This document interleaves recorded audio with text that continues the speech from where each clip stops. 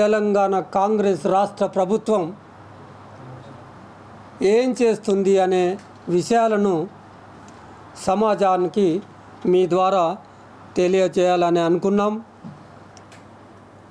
కర్రెగుట్ట భౌగోళికంగా ఛత్తీస్గఢ్లో ఉందేమో కానీ స్వభావరీత్యా దాని టోపోగ్రఫీ దృష్ట్యా అది తెలంగాణ రాష్ట్రంలో ములుగు జిల్లా సరిహద్దులో ఉన్న ప్రాంతం. అది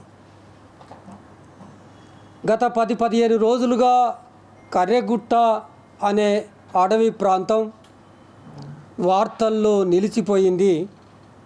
అక్కడ ఏదో జరుగుతుంది, ఏదో జరగబోతుంది, ప్రాణ నష్టం జరగబోతుంది అనే ఆలోచన కూడా ప్రజల్లో పేరుకుపోని ఆందోళన చెందుతున్న సందర్భంలో నిజంగానే దాన్ని రుజువు చేస్తూ ఇవాళ దాదాపుగా వేలాది మంది, ఒక 10,000 మంది యుద్ధానికి దిగినట్టుగా కోబ్రాలు, సిఆర్పిఎఫ్ బలగాలు, బస్తర్ ఫైటర్సు, డిఆర్జీ బలగాలు, డిఆర్జీ అనేది రాజ్యాంగ వ్యతిరేకమైన శక్తి,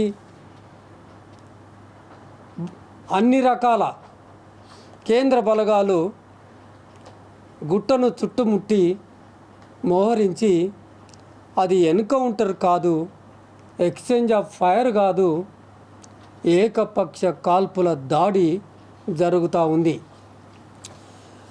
పౌర సమాజానికి ఇదొక సవాలు విసురుతుంది. నిన్న జరిగిన ఎన్కౌంటర్లో మళ్ళీ పునరుద్ఘాటించారు హోంశాఖ మంత్రి అమిత్ షా గారు. శబాష్ అని కూడా అంటున్నారు. దీన్ని కూడా ఇక్కడ నాయకత్వం ఉంది అని వాళ్లకు అంచనా ఉంది. నాయకత్వాన్ని మట్టుబెట్టాలనే ఉద్దేశంతో ఆ బలగాలను మోహరించారు. మోహరించిన బలగాల యొక్క వాళ్ళకిచ్చిన డ్యూటీ ఏంటంటే చంపేయండి అని. ఇవాళ మనం ఆలోచించాల్సింది ఏంటంటే ప్రజాస్వామిక వ్యవస్థలో అది ప్రభుత్వం కానీ, ఆయుధ బలం ఉండని, అండబలం ఉండని, ఆర్థిక బలం ఉండని, ఏదైనా ఉండని చంపేయొచ్చా అనే చర్చ ఇవాళ జరగాల్సిన, బహిరంగంగా ప్రకటించవచ్చా అనే చర్చ ఇవాళ జరగాలి. మన కళ్ళెదుట అక్కడ ప్రాణ నష్టం జరుగుతుంది.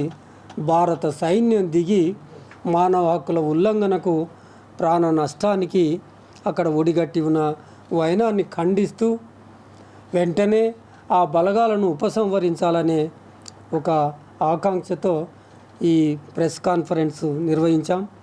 దీనికి దాదాపుగా చాలా ప్రజా సంఘాల నాయకులు వచ్చిండ్రు. వెంకన్న ఉన్నారు, వేణు ఉన్నారు, వీళ్ళందరూ అడ్రస్ చేస్తారు. మొదటగా